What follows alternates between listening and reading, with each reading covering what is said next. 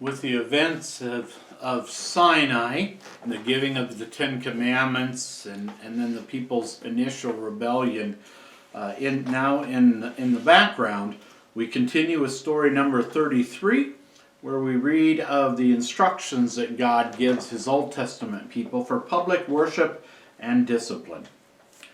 Moses gathered all the congregation of the children of Israel together and told them, "These are the things that the Lord has commanded you to do. Work for 6 days, but the seventh day is to be a holy day for you, a Sabbath of rest to the Lord. Whoever works on that day shall be put to death." We learn from this story how important kind of the regular and routine act of worship and rest were for God's people, both then even as they are for now. "This is another command of the Lord," Moses said. "From among you take an offering for the Lord. Whoever has a willing heart, let him bring offerings to the Lord to make a tabernacle."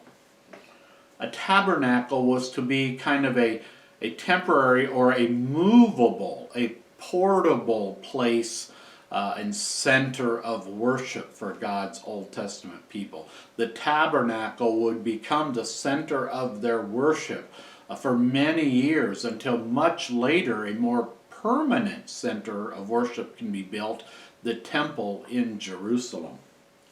Soon they came, men and women. Everyone who was of a willing spirit brought to Moses the Lord's offering for the tabernacle. Finally, the leaders said to Moses, "The people have brought more than enough for completing the work the Lord has commanded."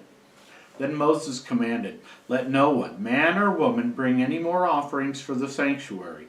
What they had brought was more than enough to complete the work." The children of Israel, under the direction of Bezalel and Oholiab, made the tabernacle and all its furnishings, including lampstands and candles, the priestly garments and the altar, and the Ark of the Covenant. As Moses looked at all the work and saw that it had been done as the Lord had commanded, Moses blessed them. Then the Lord told Moses to set up the tabernacle on the first day of the month. So Moses did as the Lord commanded him, setting up the tabernacle in the first month of the second year after the Exodus, on the first day of the month. When the work was completed, a cloud covered the tent of the congregation, and the glory of the Lord filled the tabernacle. When the cloud lifted, the children of Israel traveled onward in their journey.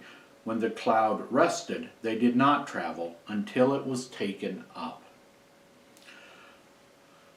This very ornate, movable center of worship was built with what the people had given for that purpose. And it was a beautiful place, and it was the center of the people's worship of God. And when they set it up for the first time and in a sense dedicated this, we are told that the glory of the Lord came and rested on the Holy of Holy spaces within the tabernacle. The Kavod Yahweh in Hebrew. And it was the same thing that settled on Sinai as he was preparing to give his children what we now know of as the Ten Commandments. And it represents the place that God dwells among his people.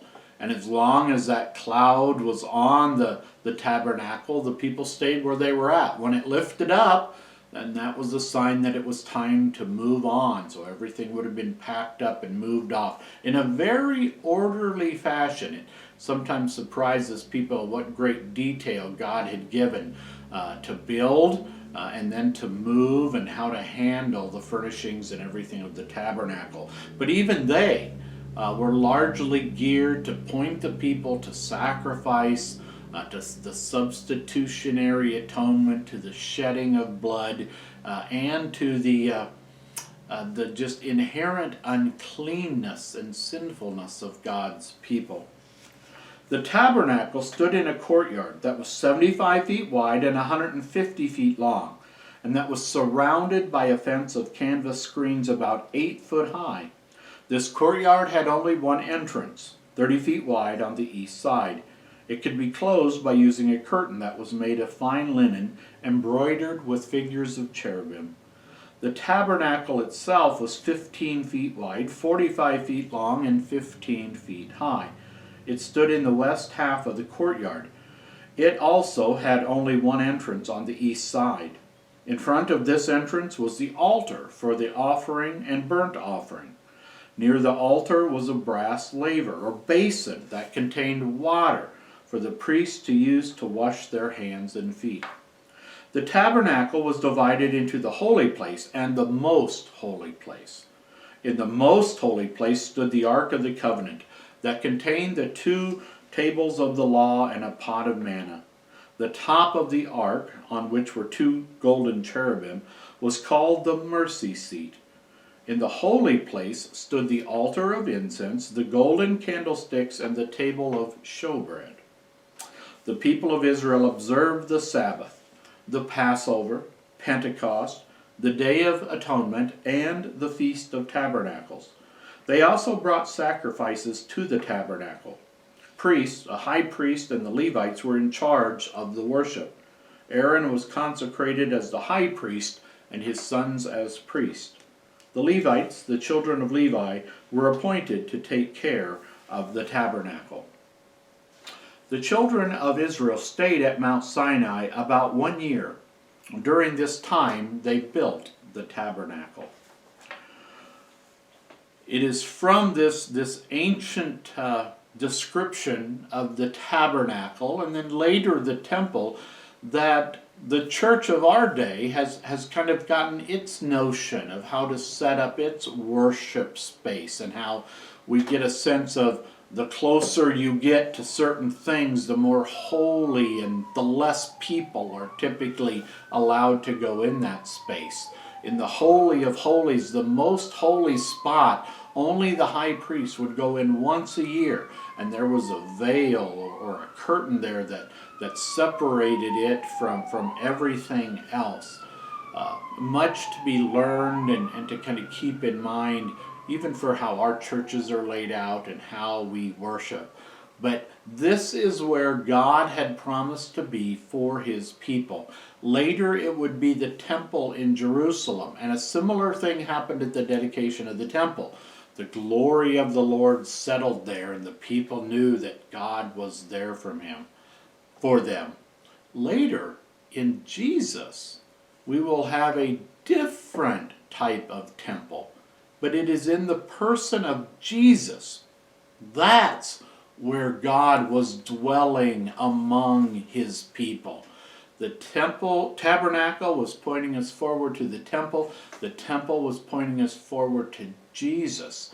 And Jesus even uses it as an illustration, saying, tear down this temple, referring to his own body, where God dwelt for his people, and in 3 days I will raise it up again.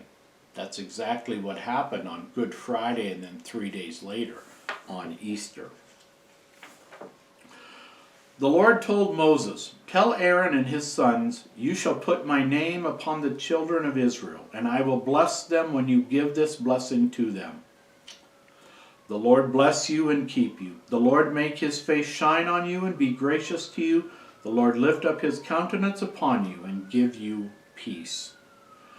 We now know this, and we refer to this as the Aaronic benediction. And you may recognize it from the end of many of our services in church. That's where God's priest or the pastor puts on his people his name with the words of this benediction. And he has promised that where his name is, there he will be, and there he will be to bless. It's a beautiful reminder that takes us all the way back to this story of the Exodus and the people on their way to the Promised Land. And that practice is continued. So for now, well over 3,000 years, God's authorized spokesman had been putting his name on his people so that he might bless them. Once, the son of an Israelite woman and an Egyptian father fought with a man of Israel in the camp. The Israelite woman's son blasphemed the name of the Lord by cursing. The people brought him to Moses and held him in custody until the Lord's will might be shown to them. Then the Lord said to Moses, "Take the man who is cursed outside the camp. Let all who heard him lay their hands on his head. Then all in the community should stone him. Tell the people, whoever curses God shall bear his sin. Whoever blasphemes the name of the Lord shall surely be put to death. Treat strangers the same way as the Israelites when they blaspheme the name of the Lord." So the children of Israel did as the Lord commanded Moses. Mixed in the stories of deliverance and mercy, there are stories of law to remind us that God takes his law seriously and that it's not something to be trifled with. And also as a reminder that for those who reject God, who blaspheme his holy name, who reject his gifts and his ways, then certainly there will come judgment. And if not even during their life in this world, certainly on the last day when the final judgment is revealed. One time when the children of Israel were in the wilderness, they found a man who gathered wood on the Sabbath day. Those who found him brought him to Moses and Aaron and the whole group. They put him under guard because it was not clear what should be done to him. The Lord told Moses, "The man must be put to death. The community should stone him outside the camp." So the people took him out of the camp and stoned him. He died as the Lord had commanded Moses. Again, another example of how God takes his law serious. Now, we shouldn't read this story and then head out on Sunday morning and find everyone who skipped church and kill them, stone them. But it should demonstrate to us how important remembering the Sabbath day is. It's something that's just not optional and we can do if we want or if we feel like it. This is a command of the Lord, and we should take the Lord's command seriously. Otherwise, we are trifling with his holy name, with what he has told us, and with his holy word. The story of God's people rebelling and problems is a reoccurring one in the book of Exodus and Numbers and Deuteronomy. It's how God's people this side of the last day are.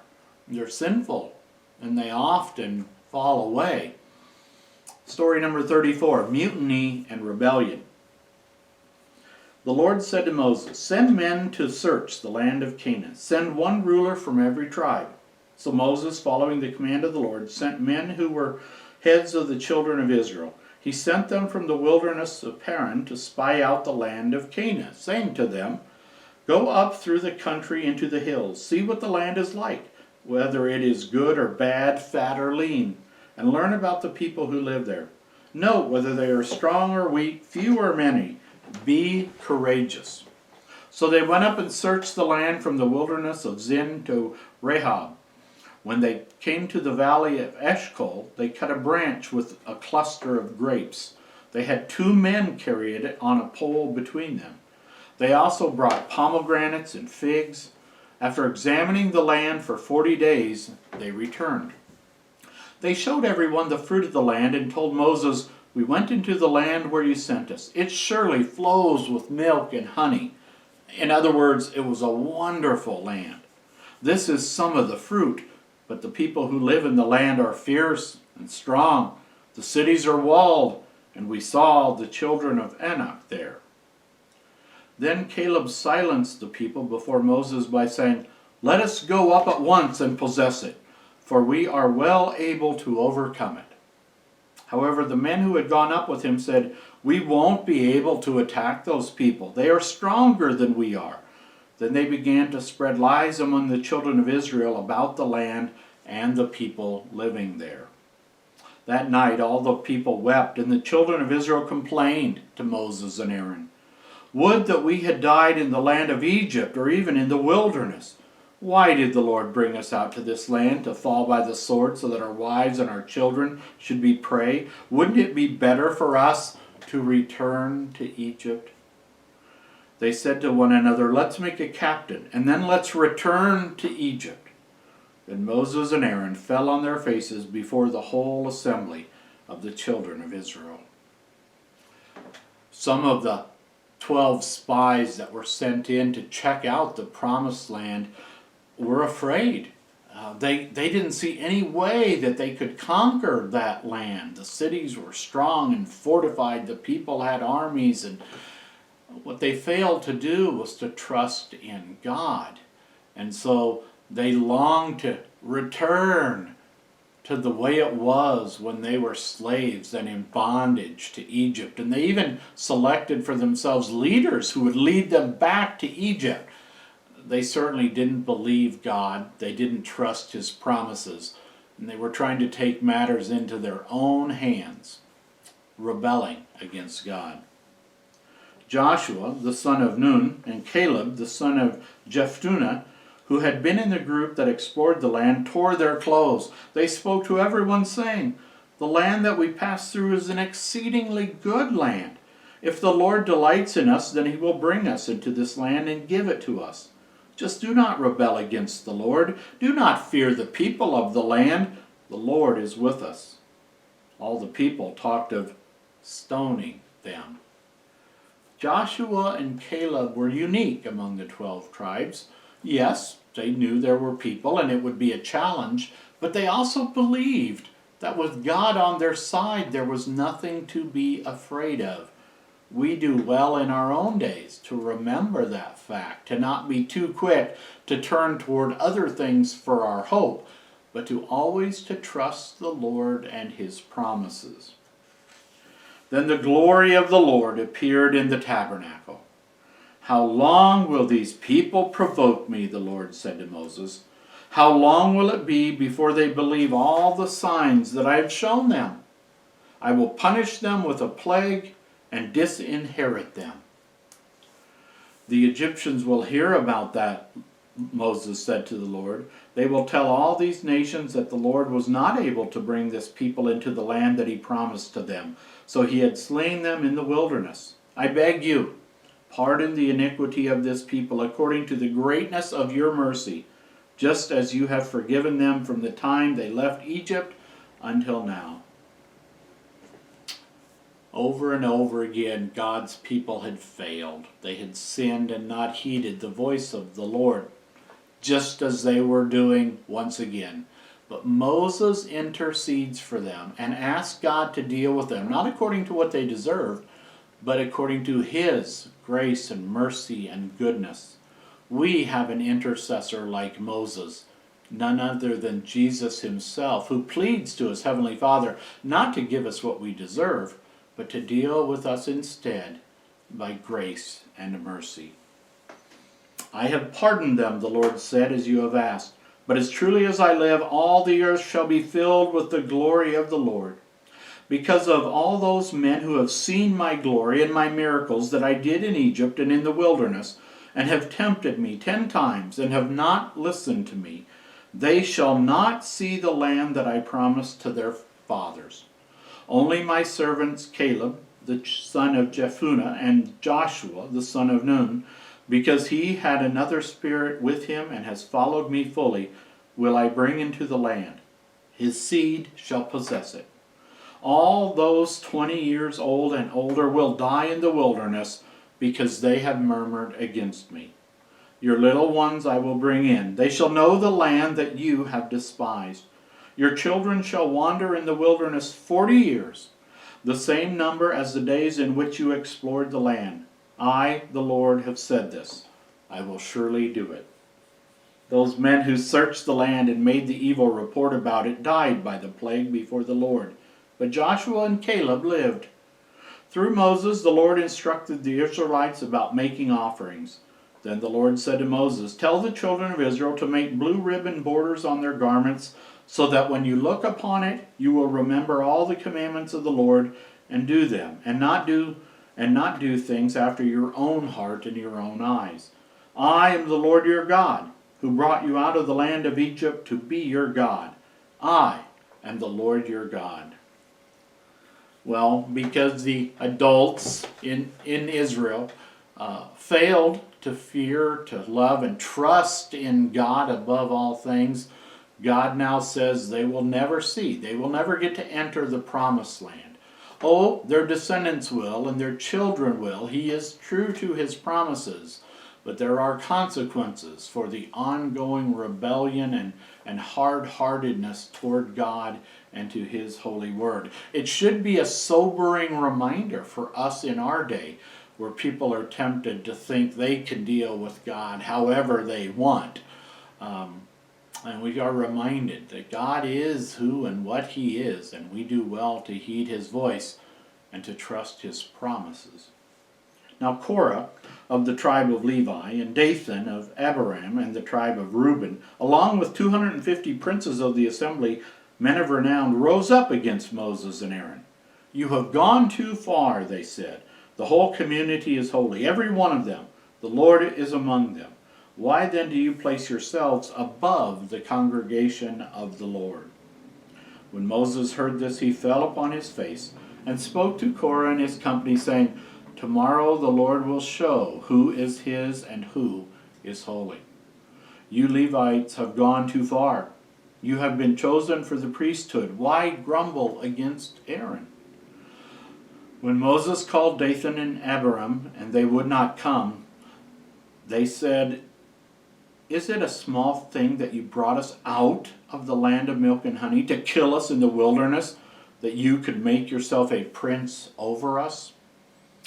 They were jealous of Moses and Aaron, and they desired some of their place and their influence and their authority.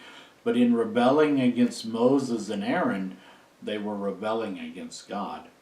The next day, 250 of Korah's followers came with lit censers to the tent of meeting. The glory of the Lord appeared, and the Lord said to Moses, Separate yourself from these people, so I can put an end to them.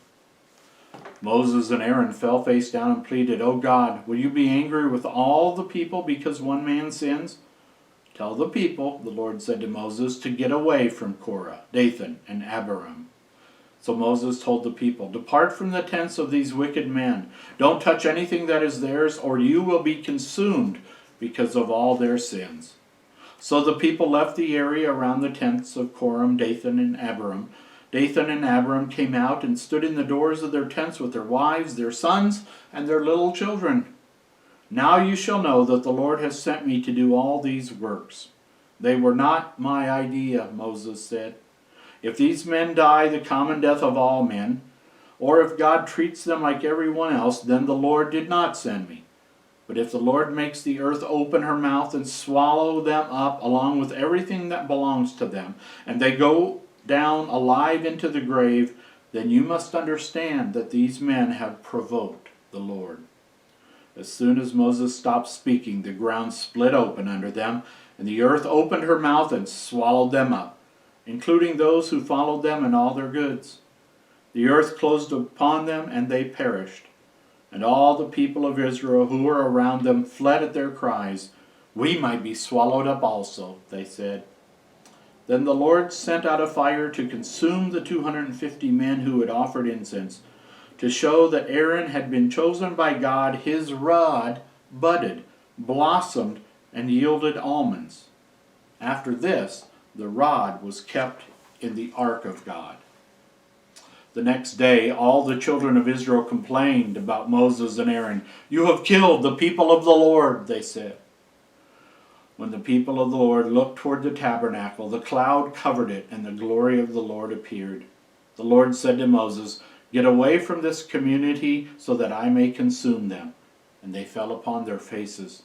Moses said to Aaron, Take a censer, put fire and incense in it from the altar, and go quickly into the congregation. Make an atonement for them. The Lord's wrath has gone out. A plague has begun. So Aaron did as Moses commanded, and made an atonement for the people. He stood between the dead and the living, and the plague was stopped. But 14,700 people died from the plague, in addition to those who died as God dealt with Korah. There are these interesting stories of rebellion and almost immediate judgment from God. it would not become the pattern for every little sin and for every time God's people failed to be obedient, but they are given to us to reinforce in our minds and to teach us sin is a big deal. And connected with sin is God's wrath and judgment and death. And so if we are left to answer for our own sin before this holy God, then we would be deserving as the same fate of all those who were judged for our benefit and for our edification.